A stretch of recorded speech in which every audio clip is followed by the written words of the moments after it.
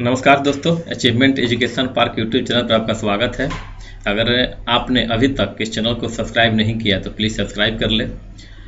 और आज हम देखेंगे ज्योग्राफी के एक अति ही महत्वपूर्ण टॉपिक जो कॉम्पिटिटिव एग्जाम के एस्पिरेंट्स और एकेडमिक सेक्शन के जो स्टूडेंट्स होते हैं दोनों को समान रूप से इसमें उलझन होती है। इनका कॉन्सेप्ट क्लियर नहीं होता है। टर्म को लोग पढ़ लेते हैं लेकिन फिर भी समस्याएं ज्यों की त्यों बनी रहती है। तो आइए हम लोग आज प्रयास रहेगा कि ये जो कन्फ्यूजन है उसको हम लोग दूर कर लें। तो देखिए दोस्तों, जो आज हम पढ़ेंगे अभी इसमें हम पढ़ेंगे net sown area, gross sown area और क्रॉप इंटेंसिटी। तो नेट सोन एरिया को हम लोग बोलते हैं शुद्ध बोया गया क्षेत्र, शुद्ध बोया गया क्षेत्र। जो ग्रॉस सोन एरिया है इसको हम लोग बोलते हैं सकल बोया गया क्षेत्र, बोया गया क्षेत्र। और क्रॉप इंटेंसिटी इसको हम लोग बोलते हैं फसल या शस्य गहनता, फसल गहनता या शस्य गहनता। तो आइए इसको हम लोग बारी बारी से समझने का कोशिश करते हैं कि क्या है ये। तो जो नेट सोन एरिया है उसको देखिए, जो नेट सोन एरिया होती है जिसे हम लोग बोलते हैं शुद्ध बोया गया क्षेत्र।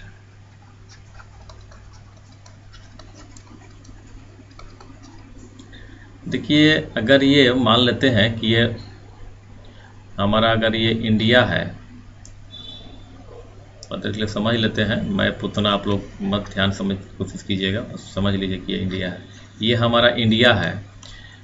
और इंडिया के जितने भौगोलिक जो टोटल जो इसका टोटल एरिया है, ज्योग्राफिकल एरिया है जो इंडिया का, इसके जितने क्षेत्र उसके टोटल ज्योग्राफिकल एरिया में से जितने भाग पर कृषि कार्य किया जाता है एक बार वन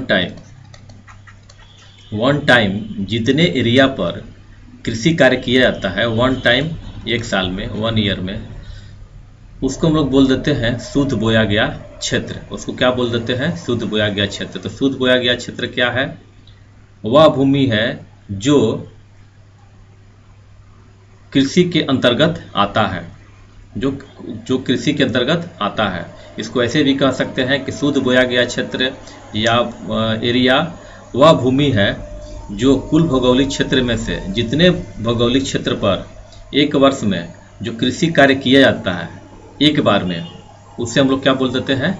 शुद्ध बोया गया क्षेत्र। वही हमारा हो जाएगा शुद्ध बोया गया क्षेत्र। ठीक है।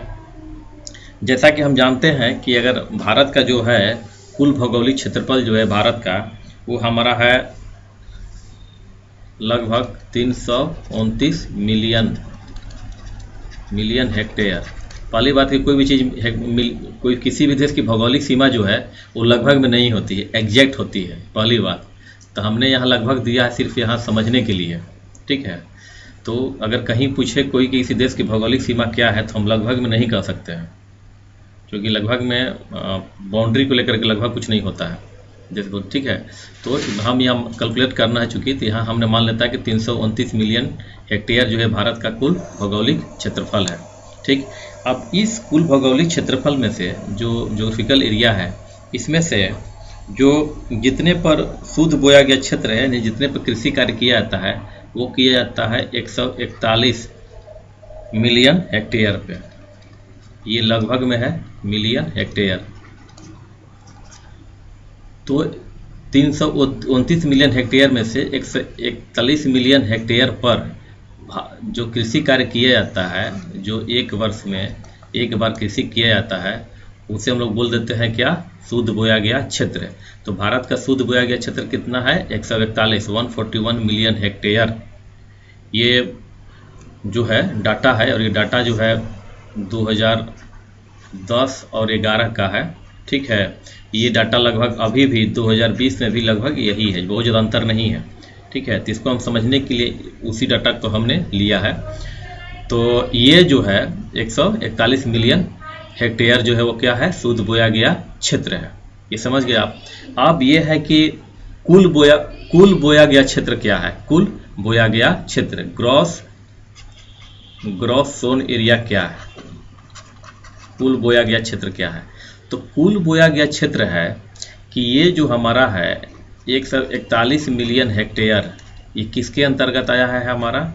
ये हमारा है शुद्ध बोया गया क्षेत्र। अब इसमें से जितने भाग पर एक से अधिक बार जो कृषि कार्य किया जाता है, एक से अधिक बार, इसको इस तरह से लिखिए, एक से अधिक बार कृषि भूमि के अंतर्गत जो कृषि कार्य के अंतर्गत आता है, उसको जो है जब हम जोड़ देते हैं शुद्ध बोए गए क्षेत्र में से, तो हमारा हो जाता है ग्रॉस।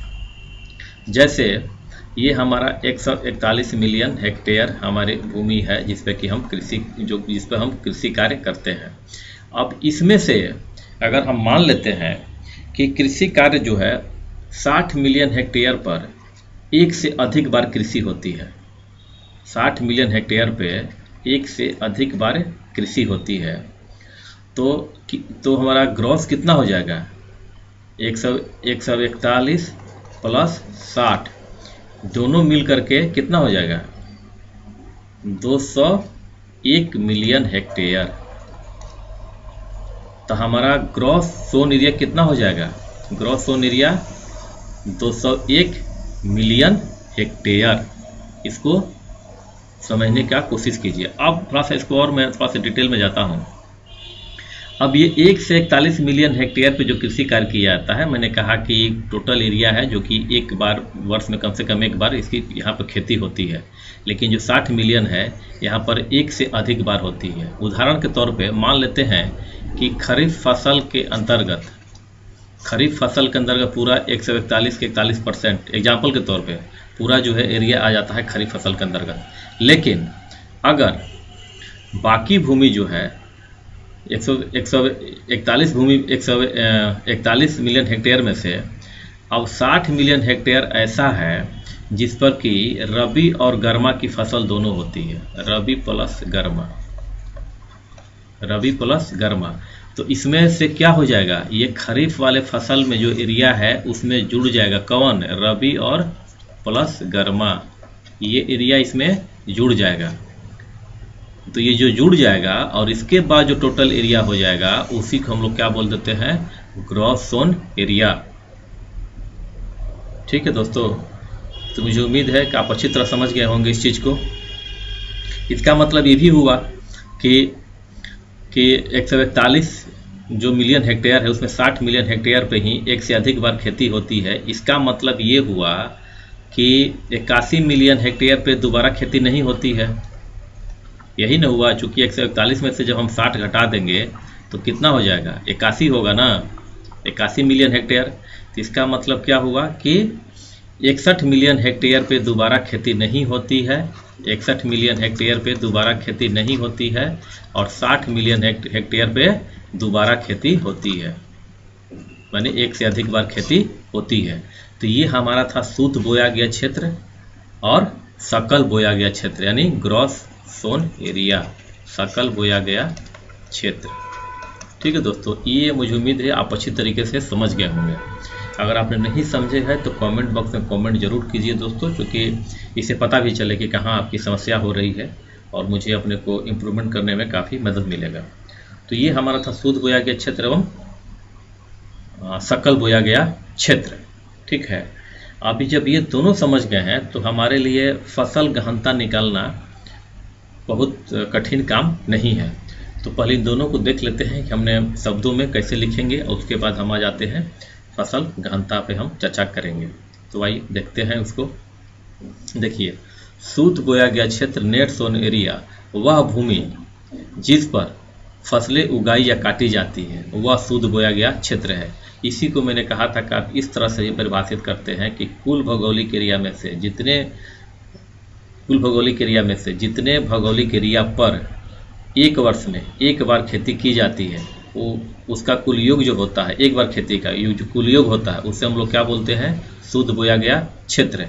कुल बोया गया क्षेत्र क्या होता है? वह भूमि जिसमें शुद्ध बोया गया क्षेत्र और एक से अधिक बार बोया गया क्षेत्र दोनों शामिल है। दोनों को जब जोड़ देते हैं तो हमारा क्या होता है? Gross sown area. तो ग्रॉस सोन एरिया क्या है? वह भूमि जिस पर शुद्ध बोया गया क्षेत्र एवं एक से अधिक बार बोया गया क्षेत्र शामिल हो, उसे हम लोग क्या बोल देते हैं? Gross sown area. कुल बोया गया क्षेत्र या सकल बोया गया क्षेत्र। ठीक है, आप ये जब दोनों हम समझ गए कि शुद्ध बोया गया क्षेत्र और सकल बोया गया क्षेत्र क्या है, तो ये जो है तो उसको हमारे लिए कृषि गहनता निकालना हमारे लिए आसान हो जाएगा। तो कृषि गहनता क्या हो जाएगी? Crop intensity. क्रॉप इंटेंसिटी जो है नेट सोन एरिया, ठीक है, और ऊपर में दे देंगे ग्रॉस सोन एरिया। मतलब ग्रॉस सोन एरिया को नेट नोट सोन एरिया से अगर डिवाइड कर देते हैं, ठीक है, तो हमारा परसेंटेज निकल जाता है कि क्रॉप इंटेंसिटी कितनी होगी। क्योंकि हम नेट सोन एरिया नीचे क्यों रखेंगे? क्योंकि उसी के आधार पे हमको ग्रॉस निकालना है, इसीलिए नेट नीचे है, नेट सोन एरिया नीचे है। क्योंकि हमारा आधार है, टोटल एरिया तो यही नहीं है, इसी आधार पे हमको निकालना है ना ग्रॉस सोन की क्रॉप इंटेंसिटी क्या होगा, इसीलिए नीचे है।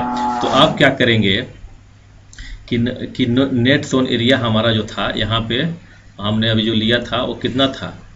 141 मिलियन हेक्टेयर था। और हमारा ग्रॉस सोन एरिया कितना है? ग्रॉस सोन एरिया हमारा था 201 मिलियन हेक्टेयर। इसको अगर डिवाइड कर देंगे 100 से, ठीक है, तो जो आएगा वही हमारा क्या हो जाएगा? वो क्रॉप इंटेंसिटी होगा।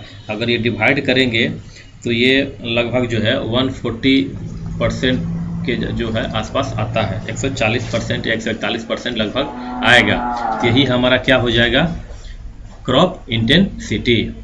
अब एक और प्रश्न उठता है कि जो नेट सोन एरिया है, ये नेट सोन एरिया, इसको कैसे हम बढ़ा सकते हैं? कुल भौगोलिक क्षेत्र तो हमको पता है कि हमारे यहाँ बंजर भूमि का भी विस्तार है, परती भूमि भी है, ठीक है। परती भूमि के दो होता है, पुरानी परती भूमि और नवीन परती भूमि। नवीन परती भूमि वो होती है कि जो एक वर्ष से कम अवधि के अंतर्गत जिसका उपयोग नहीं किया गया, मतलब एक वर्ष तक उस पर कोई खेती कार्य नहीं हुआ, वो नवीन परती हो गई। पुरानी परती क्या होता है? एक वर्ष से अधिक से लेकर के 5 वर्ष की अवधि तक जिस पर कृषि कार्य नहीं हुआ होता, वो पुरानी परती भूमि आता है। तो अगर ये दोनों भूमि को अगर हम खेती के अंतर्गत ला देते हैं तो क्या हो जाएगा? वो हमारा नेट सोन एरिया अपने आप बढ़ जाएगा।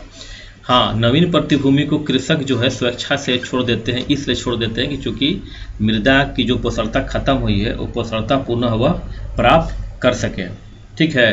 तो इसीलिए इसको तो इस्तेमाल किया जाता है और इसको वैज्ञानिक भी सलाह देते हैं कि बीच बीच में हमको ये छोड़ देना चाहिए। लेकिन पुरानी परती भूमि को जो एक वर्ष से अधिक समय के लिए हम कृषि कार्य नहीं किए हैं, वहाँ हम इस भूमि को हम कृषि कार्य के अंतर्गत ला सकते हैं और ये जो है वो इसके चलते नेट सोन एरिया हमारा बढ़ जाएगा।